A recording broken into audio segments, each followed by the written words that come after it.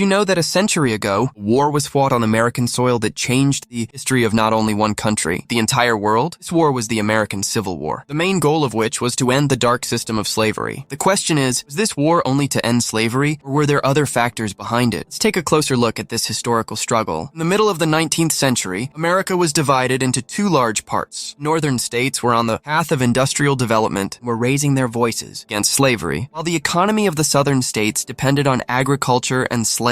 Division also became visible at the political level, and tensions between the North and the South were increasing. Finally, in 1861, Civil War broke out. It shook the entire country. There were many aspects to this war. The anti-slavery movement was gaining momentum in the North. Writers and activists were highlighting the evils of slavery and shaking the conscience of the people. On the other hand, political and economic differences were also prominent. The North wanted an industrial economy, while the South was adamant on an agricultural economy, which required slave labor. This was why the southern states considered the abolition of slavery to be against their very existence. During the war, major battles such as Gettysburg and Antietam took place, which changed the course of the war. Thousands of lives were lost. New foundations for the future of America were also laid. During this time, President Abraham Lincoln played a major role. In 1863, he issued the Emancipation Proclamation, under which the slaves were declared free. This proclamation was a new chapter in American history and became a beacon for the struggle for human freedom around the world. However, historians are still divided. Some believe that the war was only about ending slavery, while others consider it a struggle between federal powers, political power, and economic interests. This debate continues today and reminds us that the great decisions of history always come about as a result of many factors. The American Civil War paved the way for the abolition of slavery and sent a message that sacrifices made for human freedom and equality are never in vain. Even today, when we look at movements against racism and inequality, this war stands before us as a historical lesson. Finally, a question for the audience. If this war had not happened, would the struggle for equality in the world have progressed so far?